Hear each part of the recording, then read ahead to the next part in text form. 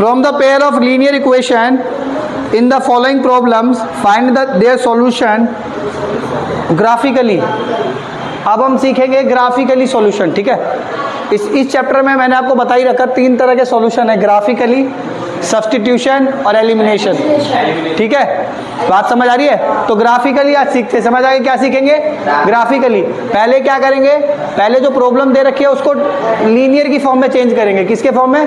Linear equation के form में change करेंगे और फिर उसको ग्राफिकली सॉल्व कर देंगे, बता देंगे उसका आंसर क्या है। बात समझ आ गई?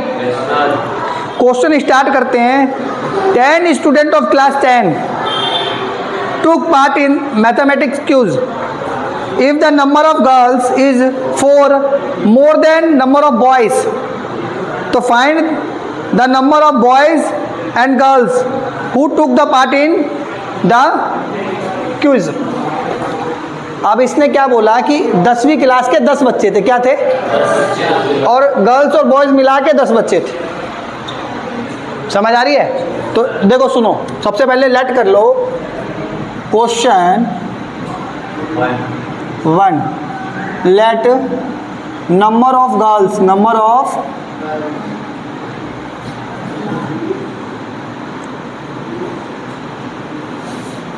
फैज तेरे लिए लड़कियों की संख्या क्या मान ले?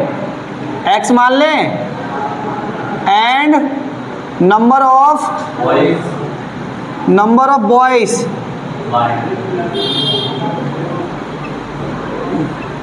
लड़कों की संख्या को क्या मान ले? y मान लो बेटा, ठीक है। एक को x मान लिया और एक को 10th क्लास में कितने बच्चे थे बेटा? तो दोनों मिला के 10 बच्चे हुए। तो एक तो सिंपल इक्वेशन हो गई x plus Y equal to equation number, नहीं समझ आया कि एक बात बताओ, उसने बोला कि 10वीं क्लास के 10 बच्चे हैं और 10 बच्चे मिला के कितने हैं? गर्ल्स और बॉयज मिला के कितने बच्चे? गर्ल्स को मैंने क्या माना और बॉयज को क्या माना, और दोनों मिला के कितने?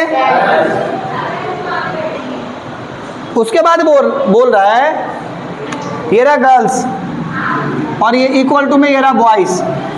तो गर्ल्स जो है वो बॉयज से कितने ज्यादा है? किससे ज्यादा है? कौन ज्यादा है?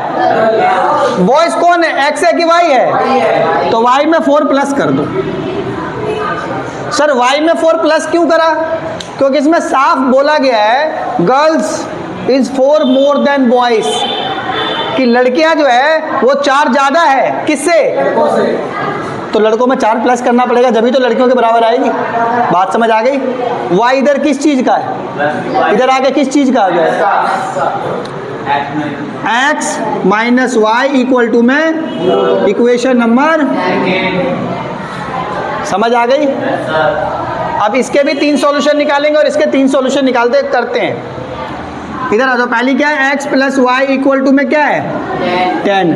कितने सॉल्यूशन निकाल ले? 2 सॉल्यूशन निकाल लो, बहुत है। x y, एक बार x की वैल्यू रखेंगे 0, एक बार y की वैल्यू रखेंगे 0, ठीक है। पुट करेंगे, पुट x इक्वल टू क्या रखेंगे? हमारे पास इक्वेशन है x plus Y equal to 10, x की वैल्यू क्या रखेंगे? तो ये प्लस का उधर आके तो y की वैल्यू कितनी आ गई? सिंपल इक्वेशन बनी। अगर x की वैल्यू मैंने 0 रखी तो y की वैल्यू क्या आ गई? अब पुट क्या करेंगे?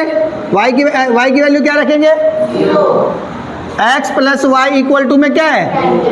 x का x प्लस y की वैल्यू क्या है? इक्वल टू में, तो x की वैल्यू क्या आ गई? 2 सॉल्यूशन निकाल लिया। इधर देख 2 सॉल्यूशन निकले, पहली इक्वेशन के 2 सॉल्यूशन निकाल दिया। इधर आप दूसरी इक्वेशन देते हो x minus Y equal to में 4।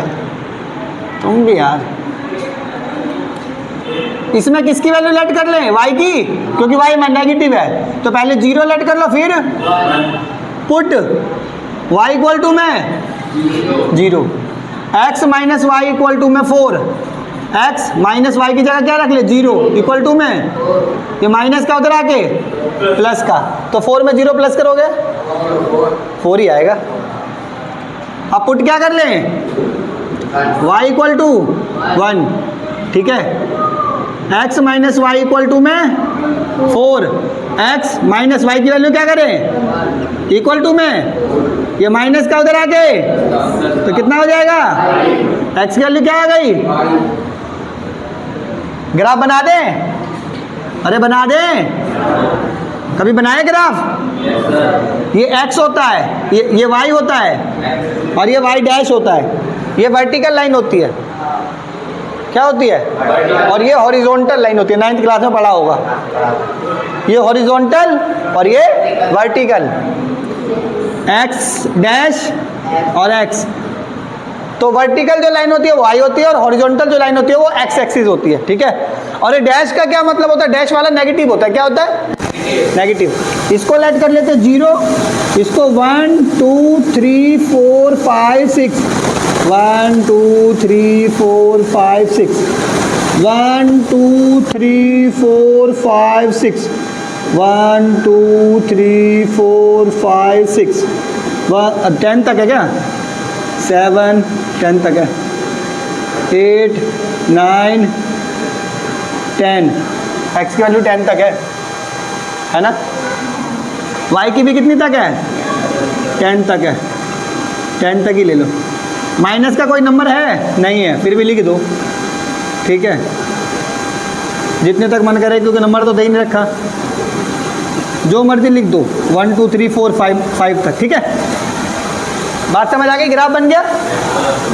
इधर देखो, पहले ये रहा। अच्छा, 3 सॉल्यूशन भी निकाल सकते हो। कितने सॉल्यूशन निकाल सकते हो, कोई दिक्कत वाली बात नहीं है, कोई दिक्कत वाली बात नहीं है। इधर देखो, x की वैल्यू क्या है और y की कितनी है, प्लस या माइनस है, तो y की वैल्यू 10 ये रही, और x की कितनी है, तो लाइन पे ही आएगी, तो लाइन पे ही।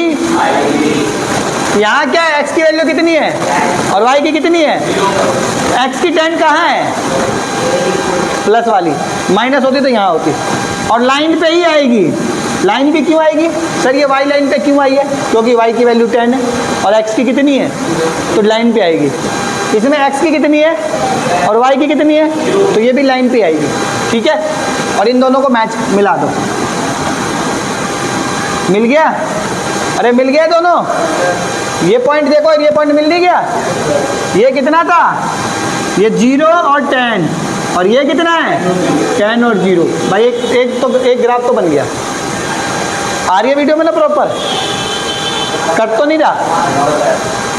इधर आ जाओ, x का कितना है और y का, x का 4 y का 0, ये रहा, x का 4 x का 5 y का 1, x का 5 कहाँ है और y का 1, देखो तुम तो देखो, x का 5 और y का, और x का 5 बोलता और y का 4 बोलता तो आगे जाके, और बोलता तो आगे जाके बोल, ठीक है। ये क्या है, x का 5 y का 1। अब ये दोनों ग्राफ को मिला दो, कट गया, कट गया, दोनों पॉइंट कटे, कटे नहीं कटे रे भाई, देखो भाई बिल्कुल कट गए। अब एक बात याद करना, दोनों ग्राफ ने एक दूसरे को कट करा कि नहीं करा, that is called intersecting line. क्या बोलते हैं, दोनों ने, एक ग्राफ ने दूसरे ग्राफ को कट करा है, इसलिए इस ग्राफ को क्या बोला जाएगा, कट रहे हैं।